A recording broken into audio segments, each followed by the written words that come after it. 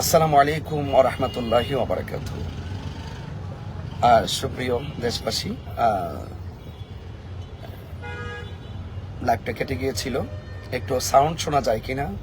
আমি আজকে আমাদের শহীদ রইসুদ্দিনের মামলার আপডেট নিয়ে কিছু কথা বলার জন্য আপনাদের সামনে উপস্থিত হয়েছি। আপনারা জানেন, বিগত কিছুদিন পূর্বে মব সৃষ্টি করে এক শ্রেণীর মানুষ মিথ্যা অভিযোগ দিয়ে আমার ভাই মাওলানা রইসুদ্দিনকে নির্মমভাবে পাশবিক নির্যাতন চালিয়ে হত্যা করে এবং আপনারা জানেন যে এই মব সৃষ্টি এটা যে দেশের জন্য এবং জাতির জন্য কত ক্ষতির কারণ সেটা আপনারা নিজেই ইতিমধ্যে অনুভব করছেন। আপনারা দেখেছেন শহীদ রইসুদ্দিনের হত্যাকাণ্ডের পর আসামিদেরকে গ্রেফতারের দাবিতে দেশ এবং প্রবাসে সব ঘরানার আলেম ওলামা ইমাম পরিষদ সকলে একযোগে প্রতিবাদ করেছে। ধারাবাহিকভাবে আজও প্রতিবাদ চলছে। আমাদের দাবি একটাই ছিল যে আপনার সাথে আমার মতাদর্শের ভিন্নতা থাকতে পারে, আমার সাথে আপনার মতাদর্শের ভিন্নতা থাকতে পারে। মতাদর্শের ভিন্নতার জের ধরে একজন মানুষকে যে মব সৃষ্টি করে আইন হাতে তুলে নিয়ে পরিকল্পিতভাবে এই যে হত্যা করা, অর্থাৎ বিচার বহির্ভূত হত্যাকাণ্ড, এই ব্যাপারে আমার একটি কথা যে বিচার বহির্ভূত হত্যাকাণ্ড ইসলামও অ্যালাউ করে না এবং প্রচলিত আমাদের রাষ্ট্রীয় ব্যবস্থা যে আইন আছে সে আইনও কিন্তু অ্যালাউ করে না। কারণ একজন অপরাধ করবে, হুট করে একজন তাকে ধরে মেরে ফেলবে, তো এটা কিন্তু আইন এবং ইসলাম কোনোটাই অ্যালাউ করে না। দেশের আইন আছে, প্রচলিত আইনে যদি সে যদি অপরাধী প্রমাণিত হয় তাকে অপরাধ নির্ধারণ করবে প্রশাসন এবং বিচার বিভাগ। সেই বিচার বহির্ভূত হত্যাকাণ্ড আমরা যখন দেখেছি শহীদ রইসুদ্দিনকে মিথ্যা অভিযোগ দিয়ে তারা নির্মমভাবে পাশবিক নির্যাতন চালিয়ে হত্যা করেছে, সেই জন্য আমরা প্রতিবাদ করেছি প্রশাসনের কাছে। আমাদের সবসময় আমরা প্রশাসন বান্ধব মানুষ। আমি প্রায় মাহফিলে সকল প্রশাসন বান্ধবরা, সবাই প্রশাসন যারা আছেন আমাদেরকে অনেক লাইক করেন, আমরাও লাইক করি। কিন্তু যখন দেখলাম যে এক শ্রেণীর উগ্রবাদীরা, এক শ্রেণীর আধিপত্যবাদীরা প্রশাসনের উপরে জোর চাপ প্রয়োগ করে তারা যখন সেই মামলাকে আড়াল করার জন্য দুর্বিসন্ধি করেছিল, তখন সেখানে আমরা জোর দাবি জানিয়েছি যে শহীদ রইসুদ্দিনের হত্যাকাণ্ডের পিছনে যারা জড়িত আছে সেটা যদি প্রশাসনের মধ্যে থাকে কিংবা জনগণের মধ্যে থাকে, সুষ্ঠু তদন্তের মাধ্যমে তাকে আইনের আওতায় আনতে হবে। এটাই ছিল আমাদের রাজপথের আন্দোলনের ভীষণ এবং মিশন এবং রাজপথের আন্দোলনের সবচাইতে বড় প্রত্যাশা। কারণ মব সংস্কৃতি এই বাংলাদেশ থেকে ডিলিট করতে হবে, আইন হাতে তুলে নেওয়ার যে প্রবণতা সেটা দূর করতে হবে। তো আমরা যখন সারা বাংলাদেশে আন্দোলন তুমুল আকারে চলছে, তো আমাদের প্রত্যাশা ছিল যে থানা প্রশাসন মামলাটা গ্রহণ করবে।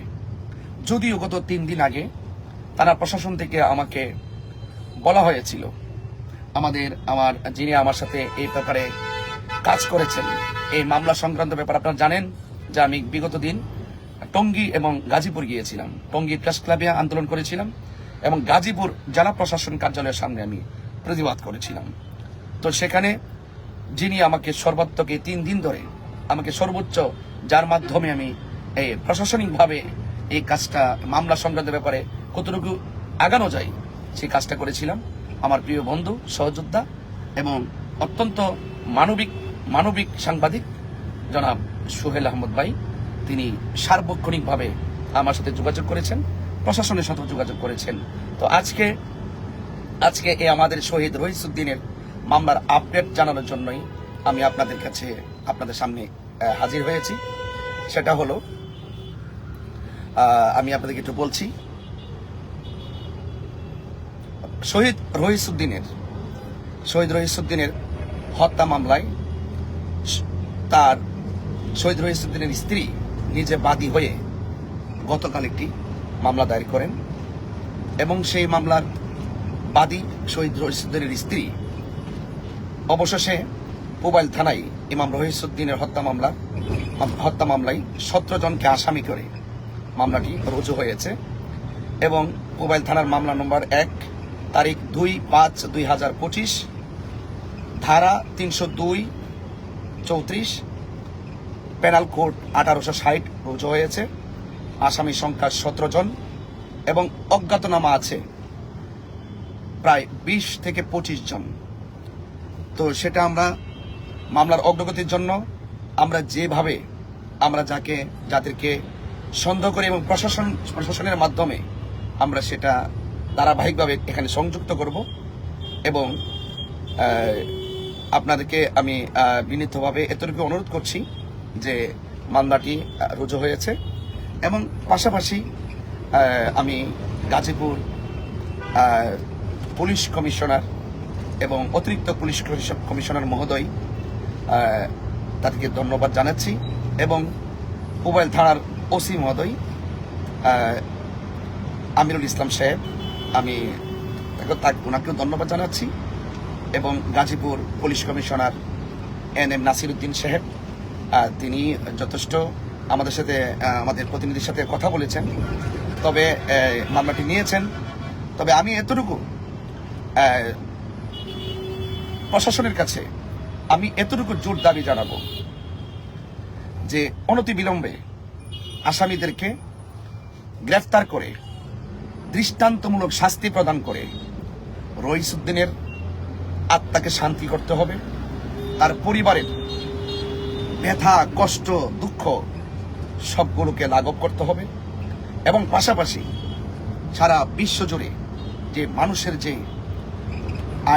আইনের প্রতি যে একটা ক্ষোভ সৃষ্টি হয়েছিল, এই শহীদ রহিসুদ্দিনের হত্যাকারীদেরকে গ্রেফতার করে দৃষ্টান্তমূলক শাস্তির মাধ্যমে প্রশাসনের ভাবমূর্তিকে সমুজ্জ্বল করবেন সেই প্রত্যাশা আমি করি। তবে আমি প্রশাসনের কাছে আরো একটু জোর দাবি জানাবো যে কোনোভাবে যেন আধিপত্যবাদীদের হাত যতই শক্তিশালী হোক না কেন, দেশের আইন যদি সঠিকভাবে প্রয়োগ হয় এতে আইন প্রশাসন শ্রদ্ধার পাত্র হয়ে থাকে এবং দেশের জনগণ শান্তিতে থাকে। তা আমি বিনীতভাবে আবারও দেশবাসীর কাছে আমি উদাত্ত আহ্বান করে এতটুকু বলবো যে আপনারা আপনাদের প্রতিবাদ, ইমানি প্রতিবাদ আপনারা অব্যাহত রাখবেন এবং পাশাপাশি আসামিদেরকে দ্রুত গ্রেফতার করার জন্য এবং আসামিরা যেন কোনোভাবেই পার পেয়ে না যায় আমরা প্রশাসনকে সহযোগিতা করার জন্য বদ্ধপরিকর। আশা করি সুষ্ঠু তদন্তের মাধ্যমে সেই বিচার প্রক্রিয়া দ্রুত অগ্রসর হবে এবং আমার শহীদ রহিসুদ্দিনের আত্মা শান্তি পাবে। কারণ আমি আশা করব যে এই হত্যাকাণ্ডের পিছনে প্রশাসনের মধ্য থেকে যদি কেউ জড়িত থাকে এবং যারা আসামি সিলেক্ট করা হয়েছে তাদেরকে দ্রুত আইনের আওতায় আনতে হবে। এবং আপনারা আরো জানেন যে রহিসুদ্দিনকে কবরে পাঠানোর পরও কিন্তু এক শ্রেণীর মানুষ তারা কিন্তু আপনার রহিসুদ্দিনের বিরুদ্ধে মামলা করেছিল এবং আপনারা জানেন যে ব্যক্তিটা মিথ্যা মামলা নাটক সাজিয়েছিল তাকে কিন্তু প্রথম আসামি করা হয়েছে এবং আশা করি অত্যন্ত দৃঢ়তার সাথে প্রশাসন আমাদের এই শহীদ রহিসুদ্দিনের হত্যাকারীদেরকে গ্রেফতার করে দৃষ্টান্তমূলক শাস্তি দিয়ে নজির স্থাপন করবেন। যদি কোনো ধরনের তদবিরে কোনো ধরনের আধিপত্যবাদীদের কারণে এই মামলায় অবহেলা করা হয় তাহলে সেই অবহেলা হবে শহীদ রহিসুদ্দিনের রক্তের সাথে বেইমানি এবং শহীদ রহিসুদ্দিনের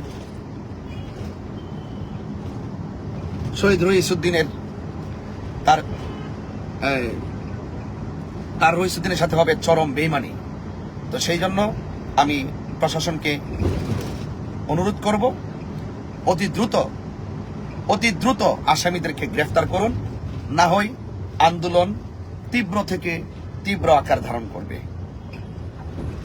অবশেষে মামলাটি থানা গ্রহণ করেছেন, সেই মর্মে আমরা আইনের প্রতি শ্রদ্ধাশীল হয়ে ধন্যবাদ জানাচ্ছি। কিন্তু কোন ধরনের ফাঁক ফুকুর দিয়ে যেন আসামিরা পার পেয়ে না যায়, সেই ক্ষেত্রে প্রশাসনকে নাক কান চোখ খোলা রাখতে হবে। কারণ আহলুস সুন্নাত ওয়াল জামাত পানের জলে ভেসে আসা কচুরি পানা নয়। কারণ এই দেশের সংখ্যাগরিষ্ঠ আহলুস সুন্নাত ওয়াল জামাতের অনুসারীরা আমরা যারা রয়েছি, আমরা কখনো অন্যায়কে প্রশ্রয় দেই না। হকের দাবিতে ন্যায্য দিকের প্রতিষ্ঠায় আমরা রাজপথের, আমাদের পীর মাশায়েখরা খানকার বীর, রাজপথের বীর, এই কথা মাথায় রাখতে হবে। সুতরাং এই দেশে আহলুস সুন্নাত ওয়াল জামাতকে বাদ দিয়ে কোনো কিছু কল্পনা করা যাবে না। তো সেই জন্য আমি অনুরোধ করব, সেই শহীদ রহিসউদ্দিনের বিরুদ্ধে যারা মামলা করেছে তাদেরকে, রহিসউদ্দিনের বিরুদ্ধে যারা মামলা দায়ের করেছিল তাদেরকে আসামিতে অন্তর্ভুক্ত করা হয়েছে এবং সেই মামলাটি প্রশাসন নিয়েছেন, এজন্য আমি ধন্যবাদ জানাই। এবং যারা রহিসউদ্দিনকে শহীদ করেছেন তাদেরকে দ্রুত আইনের আওতায় আনতে হবে, তবেই সুন্নি জনতা ঘরে ফিরে যাবে। আশা করি প্রশাসন সেখানে কোন ধরনের আধিপত্যবাদীদের কোনো কান যদি কোনো ধরনের কথাই যদি তারা কর্ণপাত করে, তাহলে প্রশাসনের ভাবমূর্তি নষ্ট হবে। আমি চাই না যে জনতা প্রশাসনের বিরুদ্ধে দাঁড়াক, পুলিশ জনতার। সেই জন্য জনগণের জন্য এই দেশের আইন, সে আইন যেন আধিপত্যবাদীদের কাছে বিক্রি না হয়, সে আশাবাদ ব্যক্ত করছি। এবং অনতি বিলম্বে সেই মামলার আসামিদেরকে দ্রুত গ্রেফতার করার প্রস্তাব জানিয়ে আজকে এখানে বিদায় নিচ্ছি। আমার সুন্নি ভাইরা মাঠে আছি, মাঠেই থাকবো। আপনারা সবাই প্রতিবাদ করছেন, সেই আসামিদেরকে গ্রেফতার হওয়ার আগ পর্যন্ত আপনারা প্রতিবাদ চালিয়ে যাবেন, সে আশাবাদ ব্যক্ত করছি। সবাই ভালো থাকুন। আসসালামু আলাইকুম ওয়া রাহমাতুল্লাহি ওয়া বারাকাতুহু।